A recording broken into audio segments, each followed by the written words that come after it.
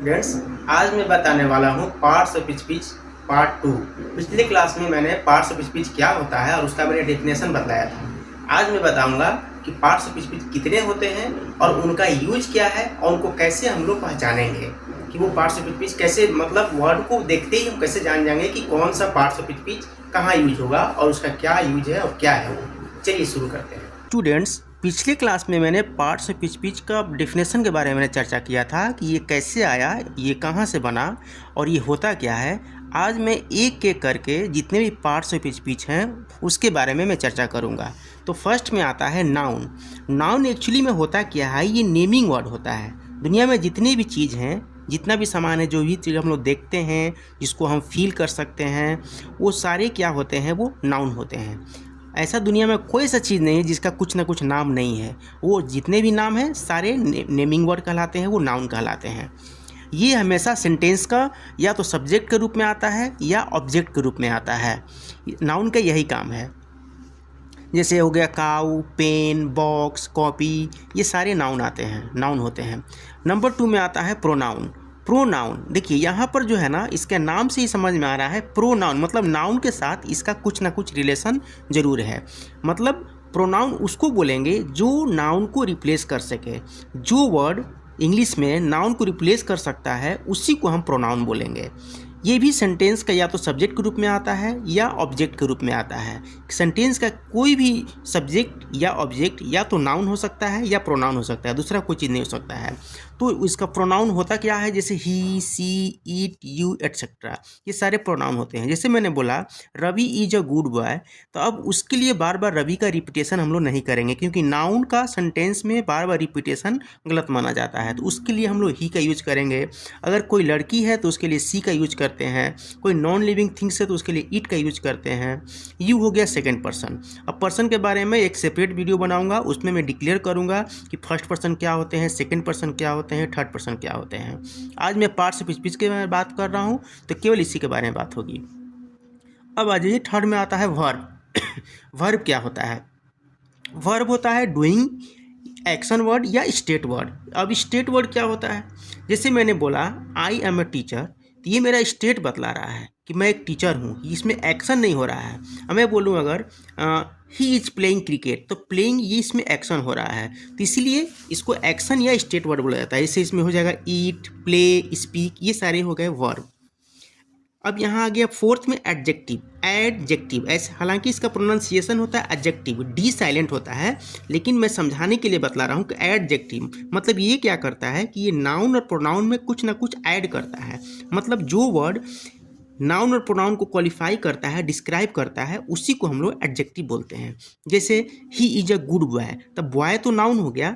अब बॉय को कौन सा डिस्क्राइब क्या कर रहा है? गुड डिस्क्राइब कर रहा है कि वो एक अच्छा लड़का है, तो गुड हो गया। Red, I have a red pen, तो ये रेड हो गया, इसका एडजेक्टिव हो गया। Tall, he is a tall boy, tall हो गया एडजेक्टिव, एटसेट्रा। इस तरह के बहुत सारे वर्ड होते हैं। नंबर 5 में आता है एडवर्ब। एडवर्ब, यहाँ भी देखिए नाम से पता चल रहा है एडवर्ब मतलब जो वर्ब को क्वालिफाई करता है, एडजेक्टिव को क्वालिफाई करता है और खुद एडवर्ब को भी क्वालिफाई करता है। जैसे he runs quickly, lovely, slowly. Generally जो भी एल वाई से जो वर्ड इंड होते हैं ना, उन ये सारे एडवर्ब के कैटेगरी में आते हैं। तो क्विकली हो गया, लवली हो गया, स्लोली हो गया, बहुत सारे वर्ड ऐसे होते हैं।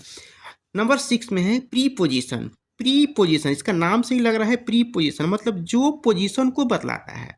ऊपर है, नीचे है, बाहर है, बगल में है, पीछे है, जैसे on, in, under. Preposition actually होता क्या है, इसका काम क्या है? ये सेंटेंस में नाउन और प्रोनाउन के बीच में संबंध बतलाता है अदर वर्ड के साथ। जैसे मैं बोलूँ he is sitting on the chair, अब on the chair, he is sitting chair अगर मैं बोलूँ तो सेंटेंस पूरा ही मीनिंगलेस हो जाएगा। तो उसके लिए जब ये ऑन आ गया बीच में, ऑन जब लग गया तो ये संबंध बतलाया। ही, चेयर के बीच में ऑन जो है रिलेशन को जोड़ दिया, मतलब ही is sitting on the chair. Chair भी नाउन हो गया, ही प्रोनाउन हो गया, तो नाउन और प्रोनाउन के बीच में ये संबंध बतलाया ऑन। ठीक है, तो इस तरह से on, in, under, beside, in front of, ये सारे जो वर्ड होते हैं ये प्री पोजिशन कहलाते हैं। अब आ जाइए नंबर 7 में आता है कंजंक्शन। कंजंक्शन क्या करता है? इसको हम लोग लिंकर भी बोलते हैं। ये दो सेंटेंस या क्लॉज को आपस में जोड़ता है। अब क्लॉज और सेंटेंस का डिफरेंस क्या है, मैं इसका सेपरेट वीडियो बनाऊंगा तो उसमें मैं क्लियर करूंगा। फ्रेज, क्लाउज और सेंटेंस क्या होते हैं, तीनों में मेजर डिफरेंस क्या है, इसका मैं वीडियो अलग से बनाऊंगा और उसमें क्लियर करूंगा। अब कंजंक्शन क्या है कि दो सेंटेंस और या क्लॉज को जोड़ता है, जैसे येट, बट, एंड एटसेट्रा। जैसे मैं बोलूँ Ravi is a good boy but he is poor, तो अब ये ही इज पुअर भी एक सेंटेंस हो गया, Ravi is a good boy भी एक सेंटेंस हो गया। अब दोनों सेंटेंस को कौन जोड़ रहा है, तो बट जोड़ रहा है, बट। तो इस तरह से बट, येट, एंड, ये सारे जो वर्ड होते हैं, बहुत सारे वर्ड होते हैं, उनको हम लोग कंजंक्शन का कैटेगरी में रखते हैं। लास्ट में आता है इंटरजेक्शन।